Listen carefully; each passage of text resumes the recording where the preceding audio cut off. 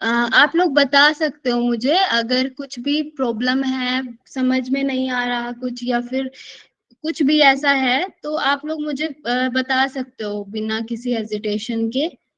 आप शेयर कर सकते हो मुझसे, ठीक है। अभी भी बता सकते हो, पर्सनली भी बता सकते हो, लेकिन बता दो आप, है ना। ठीक है, मैं क्वेश्चन से एक बार खोल लेती हूँ। हाँ जी। तो देखिए, सबसे पहला क्वेश्चन जो था, इन्होंने जो ग्रुप में ही, अच्छा सॉरी, आप लोगों को अभी दिखा नहीं होगा,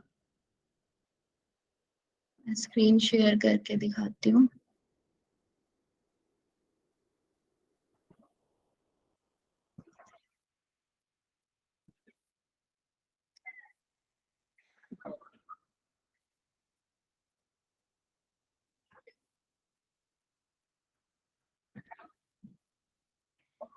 तो पहला क्वेश्चन ये था, विच ऑफ द फॉलोइंग कॉज, आप लोग को दिख रहा है ना। जी हाँ जी। जी मैम। देखिए, पहला क्वेश्चन ये था, विच of the following cause delay in feedback in class. किन कारणों से हम फीडबैक नहीं दे पाते उसी टाइम पे क्लास में, ठीक है। तो इसके जो इन्होंने ऑप्शंस दिए हुए हैं, ये है यूज ऑफ टेक्नोलॉजी, जब हम टेक्नोलॉजी का यूज करते हैं तब, या एक्सटेंडेड कम्युनिकेशन, जब हमारा कम्युनिकेशन बहुत लंबा हो जाए, है ना, तब, या सिमेंटिक नॉइज क्या था, जो शाब्दिक शाब्दिक नॉइज, मतलब जो कोनोटेशन डेनोटेशन ये वाला जो था, है ना, जिसमें हम बैरियर्स में पढ़ रहे थे कोनोटेशन एंड डेनोटेशन, और नॉइज में हमने पढ़ा था सिमेंटिक नॉइज, मतलब जब हम कुछ ऐसे वर्ड्स का यूज करते हैं जो सामने वाले को समझ में नहीं आ रहा है ना, तो ये होता है सिमेंटिक नॉइज। और उसके बाद है पार्टिसिपेटरी एनवायरनमेंट, मतलब जो पार्टिसिपेटर है, उनका एनवायरनमेंट। तो इन चारों में से आपको क्या लगता है, क्या इसका आंसर होना चाहिए। अभी समझ में आया होगा ना क्वेश्चन। मैम, एक्सटेंडेड मतलब वन वे में एक्सटेंडेड है, मतलब सेंडर ही खुद बोल रहा है, हाँ, ऐसा है। एक्सटेंडेड का मतलब तो यहाँ पे यही समझ में आ रहा है।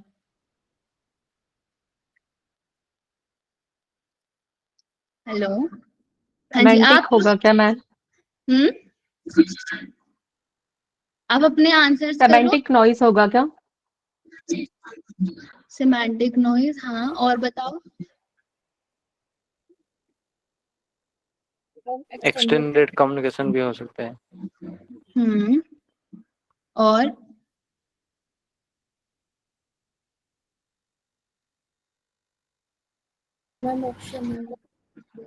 हाँ जी।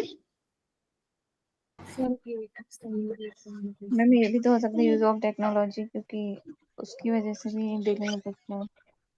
हाँ, ये भी हो सकता है। देखो, अभी आपको यहाँ पे क्या लग रहा है, हमें मैम ऐसा लग रहा है पार्टिसिपेटरी कि, भी तो हो सकता है कि लाइक जो पार्टिसिपेंट्स है वही आपस में ही नहीं ठीक से फीडबैक देना चाह रहे। हाँ, चारों ऑप्शन हमें क्या लग रहा है कि हाँ, हो सकता है चारों में से कोई भी, है ना। अब लेकिन हमें इनमें से एक आंसर को लगाना है, ठीक है। इसका आंसर क्या होगा, हमें अब ये देखना है। तो सबसे पहले आप मतलब हमें एलिमिनेट वाला, जो एलिमिनेशन जो हमारी एक थ्योरी होती है, उसको लगाना है इसमें, ठीक है। तो सबसे पहले जो इन्होंने क्या बोला है, विच of the following causes delay in feedback in class, है ना, क्लास में हो आप, ठीक है ना। ये क्लास में इन्होंने कोई ऑनलाइन क्लास की बात नहीं की है, जो मैं समझ रही हूँ जितना, ठीक है। अब यहाँ पे क्लास में हो आप लोग, और यहाँ पे आप अपनी बातों को बता नहीं पा रहे हो, है ना, यहाँ पे आप बता नहीं पा रहे हो, तो इसमें यूज ऑफ टेक्नोलॉजी नहीं आ सकता, क्योंकि यहाँ हम कोई टेक्नोलॉजी यूज नहीं कर रहे, ऑफलाइन क्लास है मान लो ये, है ना, क्योंकि इसमें ऑनलाइन क्लास का ऐसा कुछ बताया नहीं गया है। उसके बाद है एक्सटेंडेड कम्युनिकेशन, इसको हम एक बार लेके चलते हैं, और सिमेंटिक नॉइज, इन दोनों को हम लेके चलते हैं। पार्टिसिपेटरी एनवायरनमेंट, यहाँ पे मुझे ऐसा लग रहा है कि इसलिए नहीं हो सकता क्योंकि सेम होगा, उनका जो क्लास है वो तो सेम होगी, तो एनवायरनमेंट तो सेम होगा, है ना।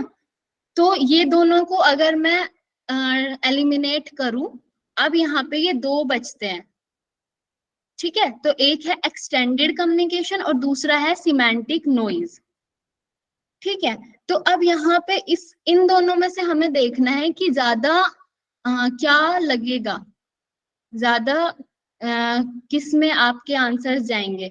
आप लोग एक बार अब बताओ मुझे कि इन दोनों में से क्या होना चाहिए। थर्ड वाला लग रहा है communication. Semantic noise. No ma'am, extended communication. Extended communication, ठीक है। तो अच्छा, सिमेंटिक नॉइज, हाँ ठीक है। तो अभी गौरव जी इसका सही आंसर बताएंगे, मुझे भी सिमेंटिक नॉइज ही लग रहा है। गौरव जी इसका सही आंसर क्या है? अपने आंसर की में चेक किया होगा तो। हाँ जी, सिमेंटिक नॉइज ही है। हाँ जी, तो देखिए इसका सिमेंटिक नॉइज इसी तरीके से है, क्योंकि देखो क्लासरूम है, अब हम समझने की कोशिश करते हैं इसको। ठीक है, इन्होंने कुछ ऐसा नहीं बोला कि हम किसी ऑनलाइन क्लास में जुड़े हुए हैं, इन्होंने ऐसा कुछ नहीं बोला। ठीक है, इन्होंने क्या बोला है, एक क्लास में फीडबैक हम क्यों नहीं दे पा रहे हैं। ठीक है, तो अब पहली बात तो वहीं पे चली गई, टेक्निकल वाली तो वहीं पे चली गई। ठीक है, दूसरी जो इन्होंने एनवायरनमेंट की बात की, तो हमारा जो एनवायरनमेंट है जब हम ऑफलाइन क्लास में होते हैं तो सेम होगा। मतलब अगर टीचर को कोई शोर सुन रहा है बाहर का, तो मतलब स्टूडेंट्स को भी सुनेगा, है ना, सेम होगा एनवायरनमेंट, तो ये भी यहाँ पे एलिमिनेट हो जाता है। अब तीसरा आता है एक्सटेंडेड, जो एक्सटेंडेड वाला था, एक्सटेंडेड कैसे नहीं होगा। जितना मुझे समझ में आ रहा है, एक्सटेंडेड ऐसे नहीं होगा जैसे टीचर ने आपको कुछ बताया, उसके बाद वो फीडबैक, मतलब अभी तो मैं आपको पूरा बता दूंगी, है ना, मैं भी एक्सटेंडेड कम्युनिकेशन कर रही हूँ अपनी। ठीक है, पूरा 1 घंटा मैं आप लोगों को समझाऊंगी। ठीक है, एक्सटेंडेड हो गया कम्युनिकेशन। अब उसके बाद क्या होगा, मैं फीडबैक कब लूंगी, मैं फीडबैक जैसे क्वेश्चनिंग करूंगी तब मैं फीडबैक लूंगी, और तब वो नहीं दे पा रहे हैं, है ना, तब वो नहीं दे पा रहे, तो ये वाला इस तरीके से हट जाएगा, एक्सटेंडेड नहीं आ पाएगा यहाँ, क्योंकि एक्सटेंडेड कम्युनिकेशन तो हमेशा होता है टीचर्स का। लेकिन बाद में फीडबैक का मतलब क्या होता है, मतलब टीचर जब बोलते हैं, उनको क्वेश्चंस करते हैं, तब हमें फीडबैक अगर नहीं मिला तो वो होगा यहाँ पे फीडबैक, है ना। तो यहाँ पे क्या बचा, सिमेंटिक नॉइज, मतलब जो स्टूडेंट है वो जो ऐसे टीचर शायद कोई भारी भरकम ऐसे वर्ड्स यूज कर रहे होंगे, या फिर कुछ ऐसी मतलब जो हमने स्टार्टिंग में पढ़ा था ना, टीचर्स की क्वालिटी कैसी होनी चाहिए कि उनकी लैंग्वेज सरल हो, सिंपल हो, जितने ज्यादा सिंपल वर्ड्स हो हम उतने ज्यादा समझ पाएंगे या समझा पाएंगे। ठीक है, तो इसमें इसलिए इसका आंसर आएगा सिमेंटिक नॉइज। ठीक है गौरव जी, ठीक है सभी को मैम कोई। हाँ जी, ठीक है जी। मैम जैसे क्लास चल रहा है अभी, मुझे बीच में डाउट आया, मतलब ये हाँ आप जो बोले मुझे ये समझ में नहीं आया, मैं फिर से पूछना चाहता हूँ। ये वन टाइप ऑफ फीडबैक है, पर आप इतना कॉन्टिन्यूसली बोल रहे, मेरा तो डिले हो गया फीडबैक देना। तो ये एक्सटेंडेड, तो इसका एक लॉजिक है। और जो आप बोले डिफिकल्ट वर्ड जब यूज करते हैं तभी भी हम ब्लैंक हो जाते हैं, मतलब सडनली कुछ नहीं बोल पाते, ब्लैंक, तो डिले वो भी हो सकता है। पर अगर एक्टिव लर्नर हो तो वो हाँ उसी टाइम ही बोल सकते हैं क्या मैम वो वर्ड क्या है, जैसे हम बोलते हैं वो ये वर्ड का मीनिंग क्या है, वो भी हाँ फास्ट हो सकता है, depends on type of learner. और हाँ एक्सटेंडेड तो अनएविटेबल है, वो तो कंटिन्यू चल रहे, वो तो अनएविटेबल है। हाँ, तो इन्होंने बस इसी बारे में पूछा है कि फीडबैक कैसे उनको मिलेगा, या फीडबैक के बारे में इन्होंने बात की है, तो फिर ये सिमेंटिक नॉइज होगी, इसलिए वो फीडबैक नहीं दे पा रहे स्टूडेंट्स। ठीक है, क्योंकि उनको समझ में नहीं आया वो। ठीक है जी, नेक्स्ट क्वेश्चन पे चलते हैं हम। नेक्स्ट क्वेश्चन है हमारा ये, ऑफ टॉपिक IE, मतलब example, rate of speaking, method of producing sound, pauses and singularity of pronunciation is termed as which of the following behavior। ठीक है, तो जो हमारा रेट ऑफ स्पीकिंग है, मेथड ऑफ प्रोड्यूसिंग साउंड, मतलब मैं बीच बीच में कुछ जो हम अलग अलग तरीके से बोलते हैं, थोड़ा ऊपर नीचे करके बोलते हैं, बीच में पॉजेज लेते हैं, है ना, इस बारे में बताया गया है। तो ये कौन सा बिहेवियर है? ट्रांसपर्सनल, पैरालिंग्विस्टिक, एनिमेटेड और अनएथिकल। तो अब अगर, अच्छा पहले आप लोग इसका आंसर करो, फिर हम एलिमिनेशन करेंगे इनका। आप लोग एक बार मैम पैरालिंग्विस्टिक। पैरालिंग्विस्टिक, ओके, और सब? मैम क्वेश्चन समझ नहीं आया मैम। देखो इसमें क्या बोला गया है, इन्होंने इसमें ये बोला है कि जो रेट ऑफ स्पीकिंग है, मतलब मेरा फास्ट, मैं फास्ट बोल रही हूँ, मैं धीरे बोल रही हूँ, ये वाला जो रेट ऑफ स्पीकिंग है, प्लस मेरी जो आवाज निकालने का तरीका है ना, मैं कभी धीरे बोल रही हूँ, मैं कभी तेज बोल रही हूँ, मैं बीच में कभी पोज ले रही हूँ, कभी ऐसे, ये सब जब मैं कर रही हूँ, तो ये किस तरीके का बिहेवियर है, ये किस में आएगा इन चारों में से? ट्रांसपर्सनल, पैरालिंग्विस्टिक, एनिमेटेड और अनएथिकल। तो अभी हमने ये किसी ने बताया पैरालिंग्विस्टिक, ठीक है। तो और कोई बताओ, आंसर करो, फिर हम इसको करते हैं।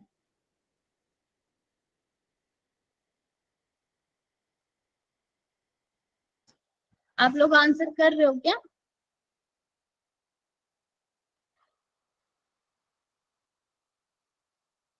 पैरालिंग्विस्टिक, और सब करो।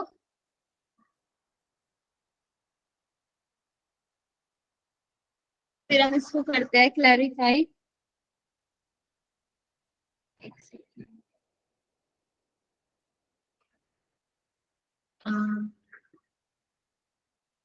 सी, सी मीन्स क्या था वहां पे?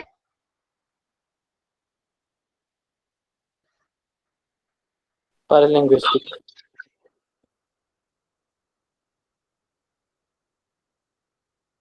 ठीक है, अच्छा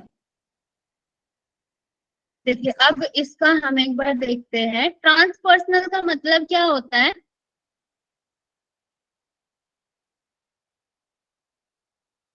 ट्रांसपर्सनल का मतलब क्या होता है? खुद से बातें करना, हाँ जी, सेल्फ टॉकिंग।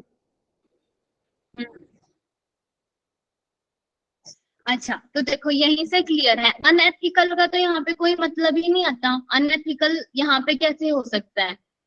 ये rate of speaking, producing sound, ये सब अनएथिकल, अनएथिकल मतलब गैर कानूनी, है ना, जो मतलब हमारे एथिक्स में नहीं आता। तो अनएथिकल का तो यहाँ पे मतलब ही नहीं आता, ठीक है। आप लोग को आवाज तो नहीं आ रही ना बाहर से? यहाँ पे कुछ कंस्ट्रक्ट। ट्रांसपर्सनल का मतलब ये होता है जैसे कोई स्पिरिट से बात करता है ना, हायर एनर्जी से, हायर पावर, उसको कहेंगे ट्रांसपर्सनल। बट मैम वर्ड्स के हिसाब से तो कुछ और ही लगता है ये। आप लोगों की आवाज मुझे नहीं मिल पा रही। आवाज आ रही मैम? यहाँ पे ना बहुत आवाज हो रही है, तो मुझे आप लोगों की आवाज नहीं आ रही। कौन सा बैरियर है मैम वो जो आवाज हो रही है? ये फिजिकल बैरियर होगा ना, एनवायरमेंट से रिलेटेड। यहाँ पे कुछ कंस्ट्रक्शन का वर्क हो रहा है तो बाहर, तो इसलिए। क्या बोल रहे हो आप अभी? बोलो, ट्राई मैम करते हैं। ट्रांसपर्सनल के बारे में आपने पूछा था ना मैम, वो हाँ, स्पिरिट वगैरह से बात करते हैं ना कुछ लोग है ना, हवा में बात करते हैं कुछ हायर पावर से, तो उसको ट्रांसपर्सनल कहेंगे। ओके ओके ओके, ठीक है ठीक है। Speed of speech. Speed of speech,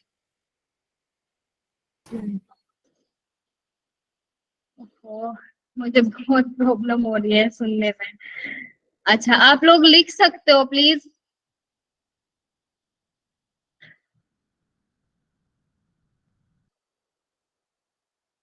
ji ma'am अच्छा बताइए, अच्छा, लिखेंगे। हाँ तो एक बार मैं इसको बता देती हूँ। मेरे हिसाब से भी इसका पैरालिंग्विस्टिक ही होगा। देखिए अनएथिकल तो हमने बताया, और एनिमेटेड का मतलब यहाँ पे, एनिमेटेड क्या होता है? कुछ हम एनिमेशन एनिमेशन से रिलेटेड जो होता है ना, एनिमेटेड भी यहाँ पे नहीं आएगा, जैसे हम कुछ वीडियोस में एनिमेशंस वगैरह देखते हैं तो ये भी यहाँ पे नहीं आएगा, अनएथिकल भी यहाँ पे नहीं आएगा, ट्रांसपर्सनल में भी इन्होंने बताया है ना, ट्रांसपर्सनल में भी ये मतलब हम खुद से बात करेंगे या हम किसी एक पावर से बात करेंगे, है ना, यहाँ पे ऐसा आ रहा है। तो पैरालिंग्विस्टिक हमने पढ़ा है, पैरालिंग्विस्टिक क्या होता है, पैरालिंग्विस्टिक के बारे में हमने अलग से भी पढ़ा था कि उसमें हम यही स्पीकिंग का जो हमारा रेट है, नॉन वर्बल में भी हम जो नॉन वर्बल जब हम बात करते हैं या जो आवाज से भी हम जो इस दिन हमने पूरा किया था इसको क्लियर, तो वो जो सारी चीजें हैं हमारे हाव भाव वो सब किस में आता है, पैरालिंग्विस्टिक में। तो इसका आंसर यहाँ पे पैरालिंग्विस्टिक ही बनता है। ठीक है, समझ में आया आप लोगों को? ये देखिए, ये तीनों जो वर्ड्स है, देखो अनएनिमेटेड और अनएथिकल, ये तो हम यहाँ पे कहीं से भी डाल ही नहीं सकते, है ना। अब दो बचे ये, ट्रांसपर्सनल और पैरालिंग्विस्टिक। अब हमें इनमें से देखना है, हमने इसको पैरालिंग्विस्टिक को पढ़ा भी है कि ये इन हमारे जो रेट ऑफ स्पीकिंग और हमारी साउंड इन सब पे काम करता है, तो इसलिए इसका आंसर आएगा पैरालिंग्विस्टिक। ठीक है, हेलो, क्लियर है आप लोगों को ये? Yes. जी। हाँ जी, गौरव जी, इसका आंसर पैरालिंग्विस्टिक ही होगा ना? हाँ जी, हाँ जी, लेकिन हाँ आप जी, ठीक है जी। नहीं नहीं, आप बताओ, आप पूरा बताओ। हाँ जी, वो आ गया समझ में, रेट ऑफ स्पीड वगैरह तो उसमें लिंग्विस्टिक में ही आएंगे। हाँ जी, ठीक है, अगर फिर भी ये डाउट मैम है तो आप ये मैम क्लियर कर लो। हाँ जी, अनएथिकल में क्या होता है मैम? गैर क्या बताया अनएथिकल, था? एग्जाम्पल अनएथिकल, दी। हाँ जी, अनएथिकल क्या होता है, जैसे कि हमारे कुछ, मान लो हमारे सोसाइटी के कुछ एथिक्स होते हैं कि हमें ये करना है, ये नहीं करना है। हम एक सोशल एनिमल है ना, तो हम ह्यूमंस क्या है, एक सोशल एनिमल है, तो हमें एक एथिक्स में रहना पड़ता है, हर एक चीज में हमें उसमें रहना पड़ता है कि हमें क्या करना है, सोसाइटी को देख के हमें क्या नहीं करना है, क्या हमारे लिए सही है, क्या सही नहीं है ना, ये सारी चीजें जो होती है, तो ये यहाँ पे आता है अनएथिकल। या फिर हम जैसे रिसर्च में भी देखते हैं, आप लोग रिसर्च पढ़ रहे होंगे, तो रिसर्च में आपने एथिक्स के बारे में बहुत कुछ पढ़ा होगा, तो हर एक जो रिसर्चर है, जो रिसर्च करने वाले हैं, तो उनको एक एथिकल कमेटी से उनसे उनको अपना जो रिसर्च पेपर है, अगर उनको किसी ह्यूमन पे काम करना है ना, योगा इंटरवेंशन देना है, तो एक एथिक्स को फॉलो करना पड़ेगा, उनको पहले बताना पड़ेगा कि हमें ये करना है, इसलिए जैसे कि मुझे किसी एज्मा वाले पेशेंट से कोई योगा इंटरवेंशन देना है, तो मुझे उनको बताना होगा पहले से कि आज हमारा जो मतलब मैं आपको इसलिए योगा इंटरवेंशन दे रही हूँ, है ना, ये सब मुझे बताना होगा कि ये इतने टाइम तक चलेगा, इससे आपको ये प्रॉब्लम भी हो सकती है, ये प्रॉब्लम नहीं हो सकती है, आप इससे ठीक हो जाओगे। मतलब जो एक पूरा का पूरा एथिक्स वो ही होता है कि हम सब कुछ उनको बता के और तब हम अपने काम को करें, है ना। कुछ जो कानून होते हैं, जो भी हमारे आसपास सोसाइटी से रिलेटेड कुछ भी जो होंगे, तो वो होते हैं हमारे एथिक्स। तो अनएथिकल मतलब जो एथिक्स से अनएथिकल है, जो नहीं है, एथिक्स के बेस पे नहीं है जो, ठीक है, तो ये होगा अनएथिकल। ठीक है जी। जी मैम। ओके, नेक्स्ट हम देखते हैं, which of the following are hindrance to effective communication. क्या इफेक्टिव हमारी इन जो चार ऑप्शन दिए हैं इन्होंने, तो इफेक्टिव कम्युनिकेशन जिससे प्रभावित होगी, हमारी जो कम्युनिकेशन है जिससे प्रभावित होगी, वो क्या है? तो सबसे पहला है physical noise, semantic noise, psychological noise और नॉन सिमेंटिक। तो इनमें से आपको आंसर करना है कि जिससे हमारी कम्युनिकेशन प्रभावित होगी। इन चारों में से ये चार आपके ऑप्शंस हैं, तो आपको क्या लगता है इसका आंसर? आंसर करो आप लोग। 1 2 3 बी होगा। 1 2 and 3 और कोई? 1 3 4। 1 3 4 okay, ma'am 1, 2, 3 1, 2 and 3। Answer B बस। क्लास हाँ जी, बी, ऑप्शन बी 1, 2 and 3 1, 2 और 3 बी। ठीक है। 3 मिनट हो गई। हाँ, देखिए तो इसका आंसर आप लोगों को भी 1, 2 and 3 लग रहा है ना। तो अभी हमने देखा, हमने नॉइज पढ़ी है ना। तो नॉइज में हमने क्या क्या 4 टाइप्स हमने नॉइज के पढ़े थे। क्या क्या पढ़े थे बताइए एक बार कोई। साइकोलॉजिकल था, फिजिकल था, फिजियोलॉजिकल था और जो सेमेंटिक था। तो अब आप मुझे बताइए, यहाँ पे इन्होंने 4 नॉइज दी, ठीक है। इन चारों में से हमने एक नॉइज को नहीं पढ़ा, नॉन सिमेंटिक नॉइज को, है ना, क्योंकि वो कोई एक नॉइज होती ही नहीं है ना। सिमेंटिक मतलब जो हमारे वर्ड से रिलेटेड होगी, और जो वर्ड से रिलेटेड नहीं होगी मतलब कोई है ही नहीं वो। तो इसलिए हम यहाँ से बहुत आराम से इसको निकाल लेंगे इस आंसर को, कि यहाँ पे नॉन सिमेंटिक नॉइज नहीं होगा।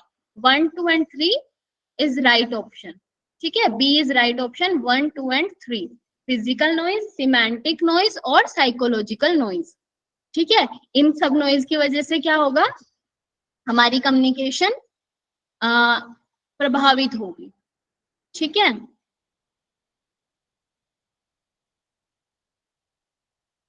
हाँ जी क्या गौरव आंसर है जी। गौरव जी इसका? यही है जी, हो गया क्लियर। हाँ जी 1, 2 और 3। मैम एक्चुअली कुछ वर्ड्स ऐसे होते हैं ना कि हिंदी में मतलब थोड़े सब समझ नहीं आते, इंग्लिश में वही तुरंत वही पकड़। बात है। जब मैंने कल वो हिंदी में देखा तो मुझे कुछ समझ में नहीं आया उसमें, लेकिन जब मैंने वो इंग्लिश में ट्रांसलेट करके देखा तो आ गया था फिर वो समझ में।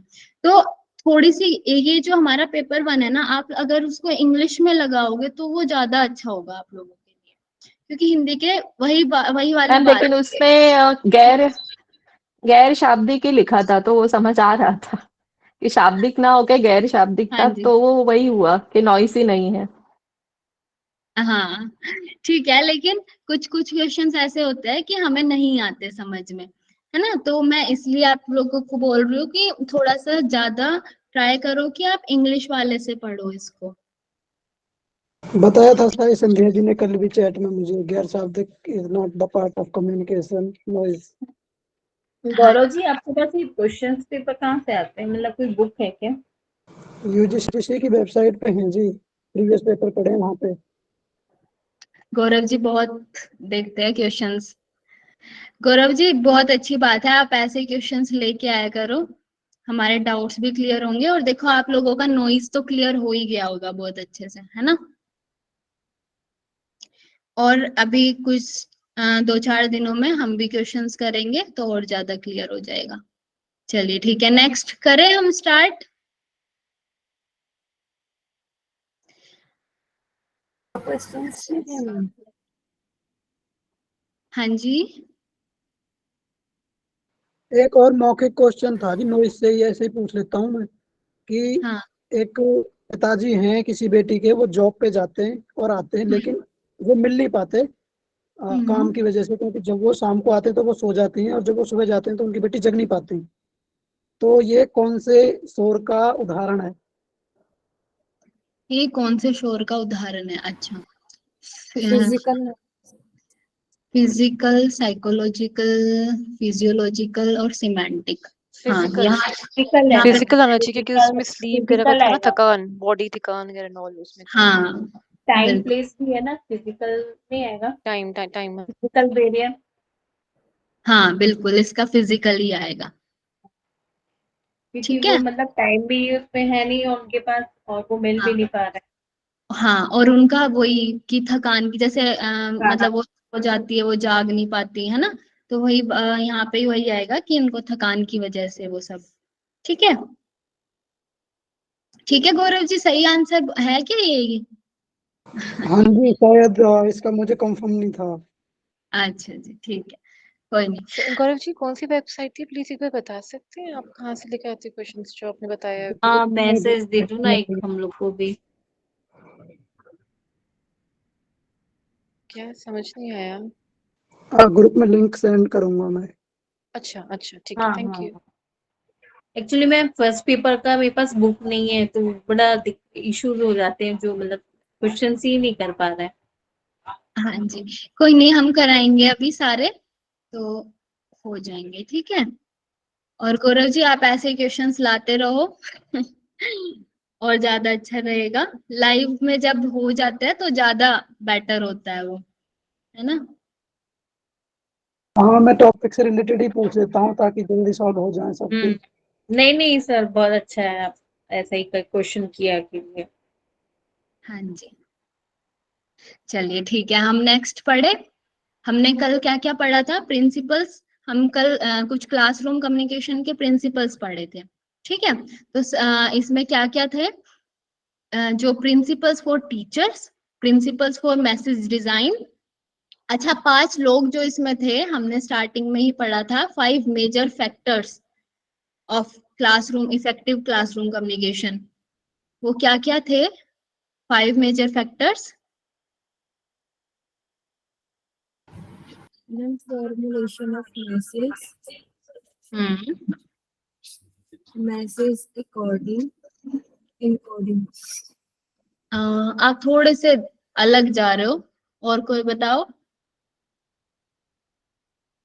टीचर होगा, स्टूडेंट होगा, मैसेज होगा, मीडिया होगा और हाँ जी, एनवायरनमेंट होगा। Very good. ठीक है, तो ये हमारे 5 मेजर फैक्टर्स हैं। ठीक है, उसके बाद हमने पढ़ा था 4 principles, principles for teacher, principle for message design, principles for methods and media, और प्रिंसिपल्स फॉर एनवायरनमेंट। ठीक है, तो अभी हमने टीचर्स और मैसेज डिजाइन पढ़ा था। अब हम आते हैं principle for selection of instructional method and media. ठीक है, तो हमें कैसे मेथड्स को और कैसे मीडिया को चूज करना चाहिए, कैसे सिलेक्शन करना चाहिए। ठीक है, तो पहला है इसका option, select relevant and appropriate methods and media. ठीक है, हमें ऐसा जो ज्यादा से ज्यादा लोगों तक पहुंचा पाए, है ना, ज्यादा से ज्यादा स्टूडेंट्स तक हमारी बातों को पहुंचा पाए, ऐसे रेलिवेंट मेथड को हमें चूज करना चाहिए। ठीक है, अगर बहुत बड़ा ग्रुप है तो हमें जैसे माइक का यूज, कुछ ऐसे एड्स का यूज करना चाहिए। जैसे पूरा एक कोई हॉल में क्लास हो रही है, कोई वर्कशॉप जैसा ऐसी कुछ होती है, तो क्या करते हैं, एक कोई माइक को हमें यूज करना चाहिए। हमें एक स्टेज बड़ी होनी चाहिए, थोड़ा ऊपर ऊंची होनी चाहिए, जो सबको दिखे टीचर्स, है ना। तो इस तरीके के हमें कुछ मेथड्स यूज करने चाहिए। उसके बाद है use variety of methods and media. हाँ, तो इसमें क्या है, in order to cater to the individual difference among learners and to avoid monotony, variety of methods and media। तो इसमें भी यही है कि हमें लर्नर्स जो सीखने वाले हैं उनको ध्यान रखते हुए उस तरीके के मेथड्स और मीडिया का हमें यूज करना चाहिए। अवॉइड मोनोटोनी, मोनोटोनी मतलब सिर्फ ऐसा ना हो कि टीचर टीचर टीचर जो है वो सब अपना बस बोल रहा है और स्टूडेंट्स ना बोले, या बीच बीच में हम कुछ और यूज ना करें, कुछ एड्स यूज ना करें, जैसे ब्लैक बोर्ड का यूज या फिर व्हाइट बोर्ड का यूज, या फिर हम कोई वीडियोस का यूज, फोटोज का, ऐसा कुछ यूज ना करें। ठीक है, तो हमें variety of methods and media का यूज करना चाहिए। उसके बाद है यूज गुड क्वालिटी मीडिया, जो हमारा मीडिया हो, जो जिससे हम अपने मैसेज को पहुंचा रहे हैं, वो अच्छा होना चाहिए, है ना। जैसे अगर हम किसी माइक का यूज कर रहे हैं तो वो उससे क्लियर आवाज जानी चाहिए, है ना। या फिर हम किसी वीडियो को दिखा रहे हैं तो वो वीडियो क्लियर होनी चाहिए, उसकी वॉइस क्लियर होनी चाहिए, उसमें जो इमेज दिख रही है वो क्लियर होनी चाहिए, है ना। तो ये सब हमें ध्यान देना है। उसके बाद है integrate media in teaching and learning. Integrate media मतलब क्या है, media should not be used in isolation. मतलब सिर्फ हम ऐसा ना हो कि हम सिर्फ मीडिया को यूज कर रहे हो, मतलब सिर्फ ऐसा ना हो जैसे मैं एक क्लास में पढ़ा रही हूँ और मैं किसी वीडियोस को बस उनको शो कर रही हूँ, वीडियो को उनको दिखा रही हूँ, स्टूडेंट्स को बिठा लिया और उसके बाद मैं उनको एक वीडियो दिखा रही हूँ कि ये एक पर्टिकुलर कोई भी सब्जेक्ट है, ये इसकी ये वीडियो है, आप लोग इसको देख लो, है ना। वो तो बच्चे बाहर भी देख सकते हैं, मतलब वो खुद से भी फोन में भी देख सकते हैं अपने, है ना। लेकिन हमें टीचर जो है, टीचर को इंटीग्रेट मीडिया, मतलब मीडिया के साथ हमें कुछ और भी यूज करना चाहिए। कुछ और मतलब क्या, कि जैसे कि मैं वीडियो दिखा रही हूँ, वीडियो के साथ साथ मैं आपको पॉइंट्स, ऐसे पॉइंट्स में बता रही हूँ, देखो ये बता रहा है, ये बता रहा है, ये बता रहा है ना। या फिर लास्ट में मैं आपसे कुछ क्विज कर लूं कि क्या क्या इन्होंने बताया, ऐसा कुछ। मतलब हमें सिर्फ मीडिया पे ही एक केंद्रित नहीं रहना है, पूरा सेंटर्ड उस पे नहीं हो जाना है। हमें अपने साथ साथ मतलब टीचिंग भी करते रहना है बीच बीच में, है ना। कुछ क्विज कर लो लास्ट में, या फिर कुछ भी ऐसा कुछ हम कर सकते हैं। ठीक है, तो ये हुआ कि हमें इंटीग्रेट मीडिया को यूज नहीं करना है, मतलब सॉरी, हमें कुछ मिक्स करके मीडिया के साथ कुछ अपनी भी टीचिंग को यूज करके तब हमें अपने पूरा देना है। ठीक है, इंस्ट्रक्शंस देने हैं। ठीक है, तो ये हुआ प्रिंसिपल फॉर सिलेक्शन। नेक्स्ट है हमारा principle for creating conducive learning environment, है ना। कैसे मैं एक अच्छा एनवायरनमेंट दे सकती हूँ, है ना। वो कैसे होगा, तो classes should not be over crowded, बहुत ज्यादा भीड़ ना हो क्लास में, है ना। बहुत ज्यादा भीड़ होगी तो मैं भी ज्यादा नहीं समझा पाऊंगी और आप लोग भी ज्यादा नहीं समझ पाओगे, है ना। बहुत सारे बैरियर्स आ जाएंगे, नॉइज हो जाएगी, है ना, ये सब चीजें आ जाएगी उसमें। अब उसके बाद है इंश्योर प्रॉपर सिटिंग अरेंजमेंट, मतलब जो स्टूडेंट हो वो कंफर्टेबल हो, मतलब कहीं उनका सीटिंग अरेंजमेंट अच्छे से हो, ऐसा ना हो कोई खड़ा है, कोई पीछे खड़े हैं, कोई आगे बैठे हैं, ऐसे ना हो। वो प्रॉपर हमारे जो हम जो पढ़ाना चाह रहे हैं, जो हम सिखाना चाह रहे हो, वो सीखे, पहले वो कंफर्टेबल होने चाहिए। ठीक है, build rapport with the student, मतलब बच्चों के साथ एक हमारा सम्मान, रेपो हमारी अच्छी होनी चाहिए, है ना। वहां पे हमारा कुछ सम्मान होना चाहिए। ठीक है, तो ये भी एक एनवायरनमेंट का ही पार्ट है। उसके बाद है फीडबैक मैकेनिज्म। फीडबैक मैकेनिज्म मतलब मैं कुछ क्वेश्चनिंग भी करूँ बाद में, है ना। फीडबैक वाला मैकेनिज्म भी चलना चाहिए, बोथ वेज हमारी जो कम्युनिकेशन है वो बोथ दोनों लोगों के बीच में होनी चाहिए। ठीक है, उसके बाद है एनकरेज एक्सपेरिमेंटेशन, तो बीच बीच में हमारे कुछ एक्सपेरिमेंट भी होने चाहिए, जैसे कि सिर्फ मैं थ्योरिटिकल आपको बता रही हूँ, है, लेकिन बीच में कुछ एक्सपेरिमेंट भी करना है। जैसे हम योगा क्लासेस में क्या करते हैं, अगर मैं थ्योरी में हमने कुछ पढ़ा, है ना, जैसे हमने पढ़ा खेचरी मुद्रा के बारे में, है ना, अगर हम योग से एग्जांपल ले, अब खेचरी मुद्रा के बारे में हम पढ़ रहे हैं। ठीक है, तो अब हमें उसको ना एक्सपेरिमेंट भी करके देखना है थोड़ा बहुत, जितना मतलब खेचरी मुद्रा तो खैर हमने बहुत बड़ी मुद्रा उठा ली, है ना, लेकिन हम किसी ऐसी बीच बीच में हमें थोड़ा बहुत एक्सपेरिमेंट भी उनको करके देखना है, सिर्फ थ्योरिटिकल ना हो हमारी सारी चीजें। ठीक है, तो बीच में हमें एक्सपेरिमेंट भी करना है, एनकरेज करना है बच्चों को एक्सपेरिमेंट करने के लिए, encourage cooperation and healthy competition. और बीच बीच में क्या करना है, कंपटीशन भी रखना है, जैसे स्टूडेंट्स के बीच में एक हेल्दी कंपटीशन, ऐसा ना हो कि कंपटीशन के चक्कर में बच्चे और सब भूल जाए, लेकिन एक हेल्दी कंपटीशन होना चाहिए। ठीक है, और उनको ज्यादा से ज्यादा एनकरेज करना है, कोऑपरेट करना है। उसके बाद है प्रोवाइड रेनफोर्समेंट, है ना, जैसे कुछ रिवॉर्ड अवार्ड्स हमें देने चाहिए स्टूडेंट्स को। ठीक है, तो उससे और ज्यादा हमारी कम्युनिकेशन अच्छी होगी।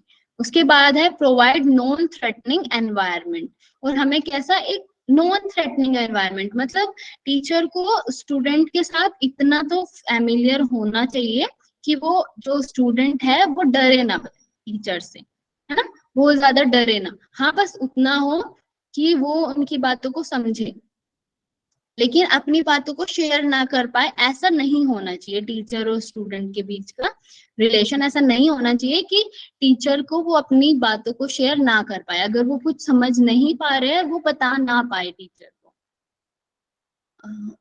एक सेकेंड, मैम एक बार ऑप्शन डी बता दो। एक सेकेंड रुकिए।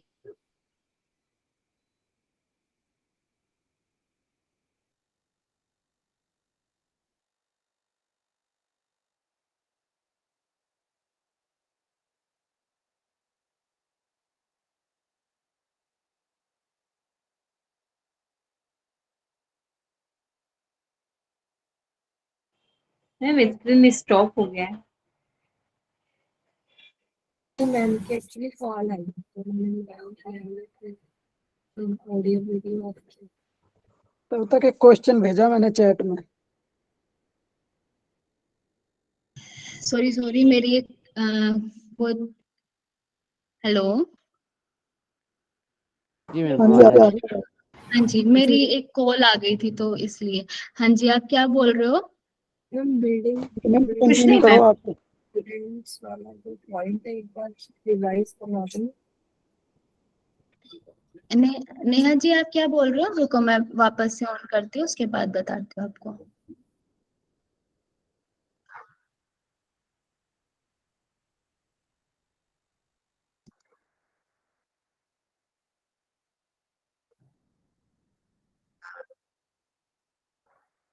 मैम मैं ये पूछ रही थी कि जो बिल्डिंग्स रिपोर्ट विद स्टूडेंट वाला जो पॉइंट था एक बार वो दिखा दीजिए। रेपो रेपो बोल रहे हो आप? Building repo. हाँ हाँ हाँ हाँ, मतलब इसमें क्या है कि हमारे जो टीचर और स्टूडेंट के बीच में एक रेपो होनी चाहिए, मतलब एक सम्मान होना चाहिए बीच का, उनके बीच में एक, मतलब जैसे देखो अभी हमने क्या बात की कि फेमिलियर होना चाहिए टीचर और स्टूडेंट को, लेकिन क्या एक मेंटेन करके रखना चाहिए।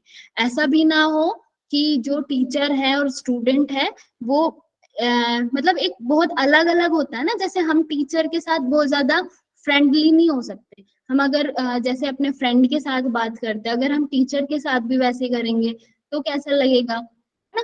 बहुत डिफरेंस होता है ना। हम फेमिलियर हो सकते हैं उनसे, फ्रेंडली भी हो सकते हैं, हम उनको शेयर कर सकते हैं अपनी बातों को, लेकिन हर एक चीज एक मेंटेन होनी चाहिए, है ना?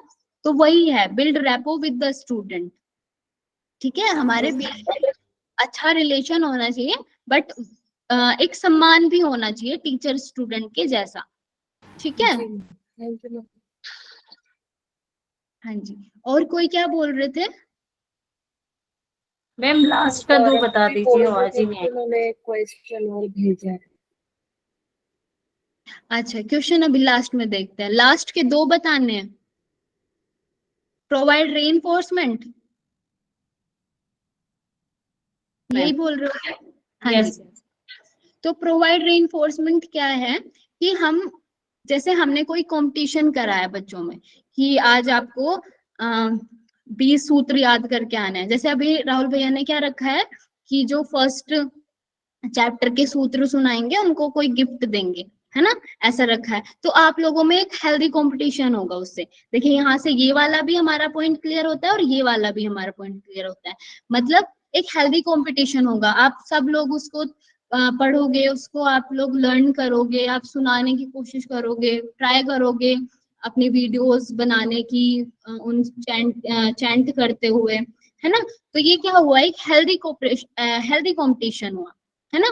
तो भैया ने क्या किया, एनकरेज करा एक हेल्दी कंपटीशन के लिए।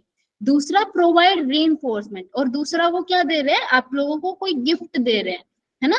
जैसे आप कुछ बहुत अच्छा करोगे, आप लोग पूरा सूत्र उनको सुनाओगे, तो क्या होगा, वो आपको एक गिफ्ट देंगे, एक रिवॉर्ड देंगे, है ना? आपने जो मेहनत की या फिर आप जो भी हमने एक रखा था, तो उसके बदले वो क्या देंगे, गिफ्ट देंगे, एक रिवॉर्ड देंगे। ठीक है, तो ऐसा भी हमें रखना चाहिए।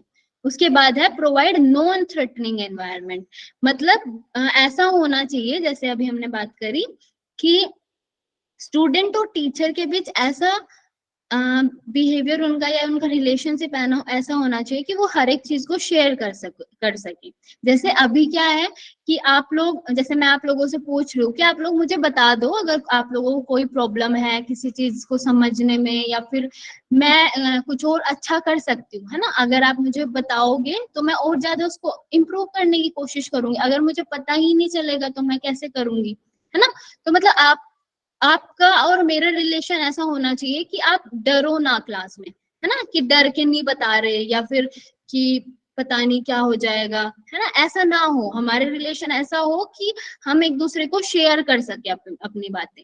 तो यहाँ पे भी यही बात है कि नॉन थ्रेटनिंग एनवायरनमेंट, डरावना, मतलब ऐसा ना हो कि हम अपनी बातों को शेयर ना कर सके, स्टूडेंट्स अपनी बातों को बता ना सके, अपने जो उनको समझ में, अगर उनको समझ में भी नहीं आ रहा फिर भी हाँ वो बोल रहे हैं, मुंडी ला रहे हैं, हाँ आ गया समझ में, है ना।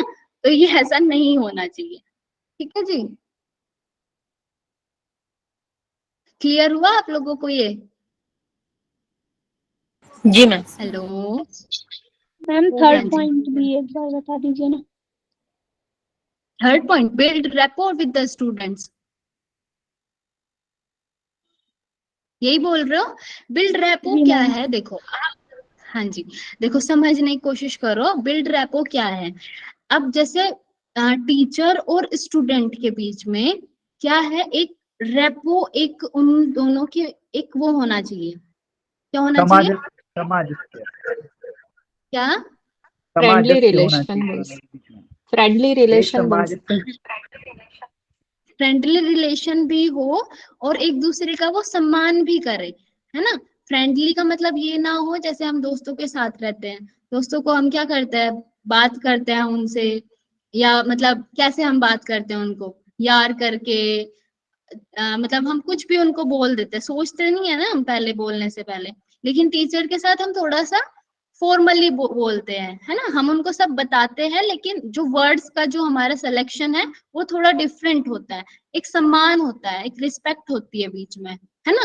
तो ये है build rapport with the students. ठीक है जी, हेलो ईच अदर ऐसे बोल सकते हैं। क्या बोल रहे हो? अंडरस्टैंडिंग ईच अदर इस टाइप का हाँ रैपो। हाँ, ठीक है। नेक्स्ट हम चले मॉडल्स तो, ऑफ कम्युनिकेशन, बस तो मैं एक मैम बार इनका, हाँ जी, 3 नंबर पॉइंट और 8 नंबर मिलता जुलता है क्या, ऐसा आपने बताया ना। हाँ तीसरा और जो एट्थ है, एक सेकेंड, हाँ ये जो दोनों पॉइंट्स है ये मिलते जुलते हैं, है ना, क्योंकि यहाँ पे बात क्या हो रही है, एनवायरनमेंट की बात हो रही है ना। अब एनवायरनमेंट कैसा बात हो रही है, क्लासरूम के एनवायरनमेंट की, मतलब यहाँ पे टीचर है और लर्नर है ना। तो उनके बीच का एनवायरनमेंट, उनके आसपास का वातावरण कैसा हो, ठीक है। तो यहाँ पे ऐसी बात कर रही है, तो मतलब यहाँ पे पहले इन्होंने बात करी कैसी, कि सम्मान होना चाहिए, है ना, रेपो होनी चाहिए। फिर दूसरी इन्होंने बात करी कि ऐसा ना हो कि वो डरे बच्चे, घबराए, है ना, ऐसा ना हो। तो ये इन्होंने बात की है यहाँ पे। ठीक है, अगर क्लियर नहीं है एक बार पढ़ के आना, कल फिर से क्लियर करेंगे, ठीक है। चलिए नेक्स्ट हम देख लेते हैं एक बार मॉडल्स ऑफ कम्युनिकेशन की, बस मैं एक बार आपको हेडिंग बता देती हूँ, फिर हम कल इसको करेंगे और फिर क्वेश्चंस देख लेते हैं। अच्छा, तो मॉडल्स ऑफ कम्युनिकेशन अब हम पढ़ेंगे, तो इसमें 3 टाइप्स ऑफ मॉडल है, लीनियर मॉडल, ट्रांजैक्शनल मॉडल और इंटरएक्टिव मॉडल। तो लीनियर मॉडल क्या है, रेखीय संचार मॉडल, मतलब जो स्ट्रेट ऐसे चलेगा, है ना, जिसमें कुछ फीडबैक नहीं होगा, इस तरीके से हम अभी समझ सकते हैं इसको। ठीक है, अब इसमें 4 है, Aristotle model, Lasswell's model, Berlo's SMCR model, Shannon and Weaver model. उसके बाद ट्रांजैक्शनल मॉडल में क्या है, बर्लन्स मॉडल, और इंटरैक्टिव मॉडल में है स्क्रैम्स मॉडल और वाइट मॉडल। ठीक है, यूजीन वाइट मॉडल। ठीक है, तो आप लोगों को इसको एक बार पढ़ के आना है, ठीक है, इनको लर्न करना है। लीनियर मॉडल के अंदर कौन कौन से मॉडल आते हैं, ट्रांजैक्शनल के अंदर क्या आता है, और इंटरैक्टिव के अंदर क्या क्या आता है। ठीक है, मैम आपने एक मॉडल और बताया था ना, मेहरेबियन, वो सबसे स्टार्टिंग में कौन सा? मेहरेबियन करके नाम था शायद, आपने वो बताया तो था यार। चाइनीज वो है ना। मेहरेबियन मॉडल, हाँ वो तो वो था कि कम्युनिकेशन, कम्युनिकेशन में हम किस तरह की कम्युनिकेशन होती है, वो ये था कि हमारे कम्युनिकेशन में वर्ड्स कितना बोलते हैं, हमारे हाव भाव कितना बोलते हैं, वो ये था, है ना। लेकिन अभी हम बात कर रहे हैं मॉडल्स ऑफ कम्युनिकेशन की, कि हम जैसे अब स्टार्टिंग में हमने प्रोसेस की बात की थी, है ना, जिसमें हमने सेंडर, मैसेज, एनकोडिंग, ये सब पढ़ा था, है ना, चैनल, उसके बाद रिसीवर, डिकोडिंग, वो सब। तो उसी को हमें पढ़ना है अब, कि पहले लीनियर मॉडल होता है, फिर ट्रांजैक्शनल मॉडल में कैसे होता है, इंटरेक्टिव मॉडल में कैसे होता है। तो अभी आप लोग कल इनको पढ़ के आना, मैं इनमें से पूछूंगी कि लीनियर मॉडल में क्या है, ट्रांजैक्शनल मॉडल में कौन कौन से हैं। ठीक है, सिर्फ आपको अभी नाम इनको याद करने हैं, उसके बाद हम इनको कल को हम इनको पढ़ेंगे। ठीक है, ठीक है जी, मैं ये भेज दूंगी आप लोगों को। और हाँ, तालमेल अच्छा ठीक है, तो अभी हम गौरव जी का question, if a person starts to feel uncomfortable when someone enters a room, which noise. Okay, तो आप लोग बताइए मुझे एक बार, ये कौन सी किस टाइप की नॉइज हो सकती है, आप लोगों को क्या लगता है।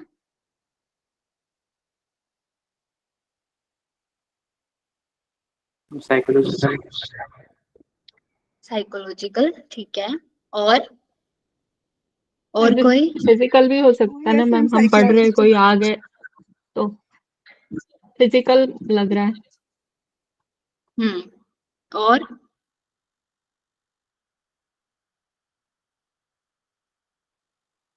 और कोई।